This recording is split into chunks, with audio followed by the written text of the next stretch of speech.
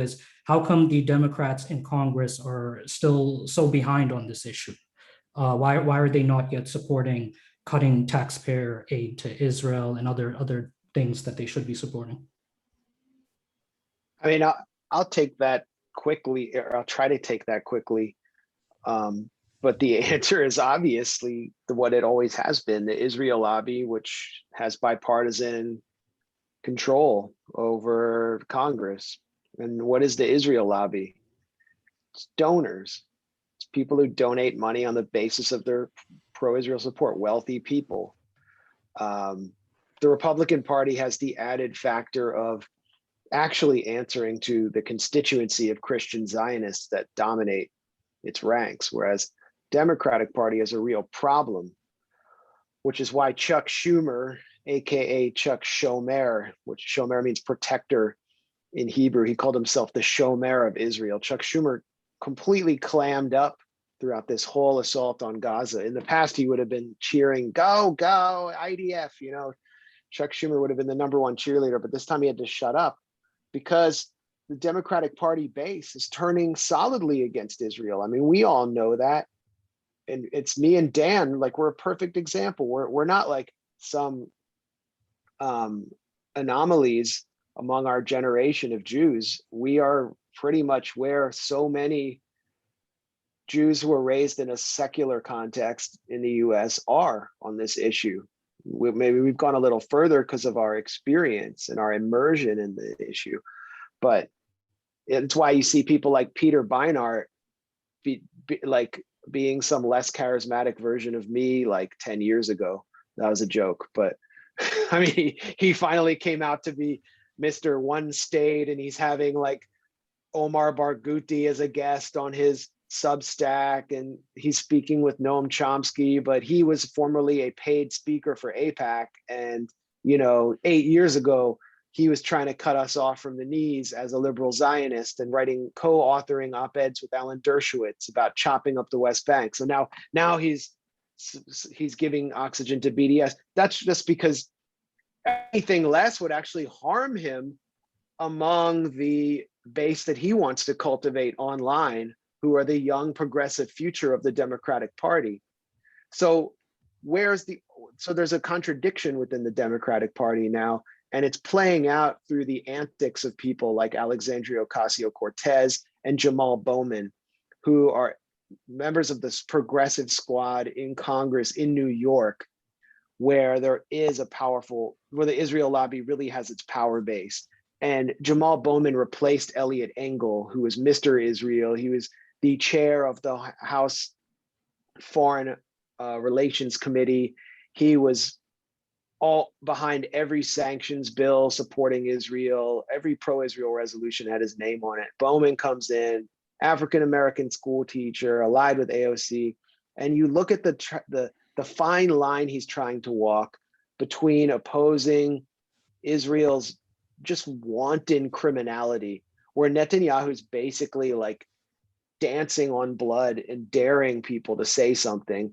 And then he has to somehow cater to this lobby. And so he's cooking up phony incidents of anti-Semitism. And constantly, he tweeted the other day an attack on Cynthia McKinney, who is a completely marginal figure from the past, who's not even in the Democratic Party. She's loosely affiliated with the Green Party. He called Cynthia McKinney, a Black former member of Congress, an anti-Semite. So he's basically saying, look, I might be a little bit against Israel, but I'm still one of the good ones. Okay, don't think that I'm going to go off the reservation or whatever. And then AOC, where was she at?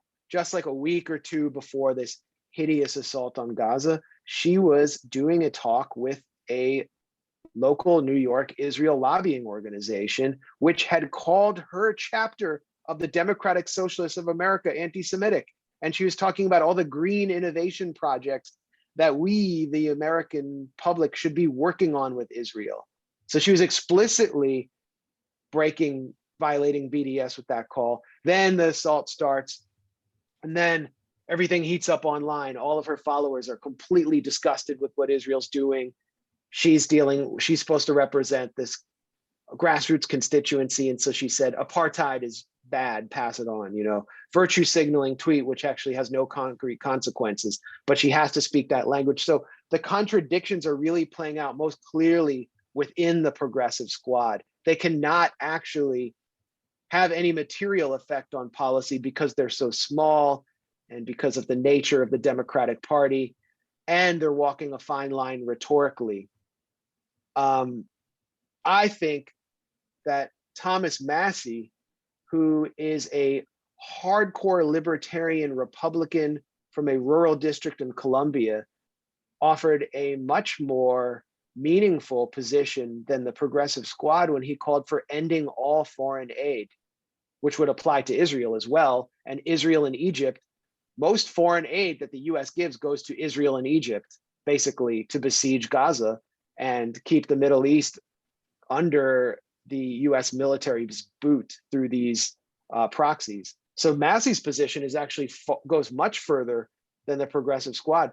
And what you guys are lobbying for, what all of you are lobbying for, is important, and it's the best thing you can do tactically, I think, with the Democratic Party, is call for a reduction in aid. And it does speak to the American public, to a broad swath of Americans, because there isn't money to pay for infrastructure right now. There isn't money to pay for schools. People are coming out of a pandemic and having their unemployment cut. So we should be talking about aid. That's the best thing you can do. I fully support what you're doing on that. If Ed Markey ever agrees to come to one of your meetings again, you should give him hell for his constant support of $4 billion a year to Israel.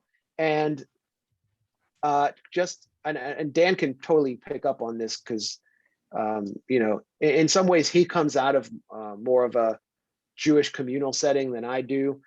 But the new strategy of the Israel lobby right now is to not talk about what Israel's doing. And you got to pay really close attention to this, because just in terms of trying to be effective activists, you have to be willing to take this on and not fall for it. The Israel lobby is adopting the manipulative identitarian politics of that have been flourishing on elite college campuses for about the last decade. And they're using the language of intersectionality and attempting to include white American Jews, who are one of the most privileged, entitled groups in the history of humanity, into the broader spectrum of other minority groups, and into this deranged fiesta of identity politics, where everybody is creating a multitude of identities for themselves and demanding that they receive special protection, not only under the Civil Rights Act, but from police and from law enforcement, and that Palestine solidarity actually be criminalized because it is an act of hate speech, and hate crimes against Jews. I wrote a piece for the Gray Zone breaking down these various incidents that they attempted to weaponize during the last escalation with Gaza, in Gaza, where they would take fights that were often instigated by pro-Israel activists in Midtown Manhattan, and even by Israeli former soldiers themselves, where Palestinians actually fought back, and they would clip out video and portray them as basically hate crimes against Jews who were being attacked as Jews. CNN just ran this major report on it, completely phony report, basically making the United States look like Germany in 1933.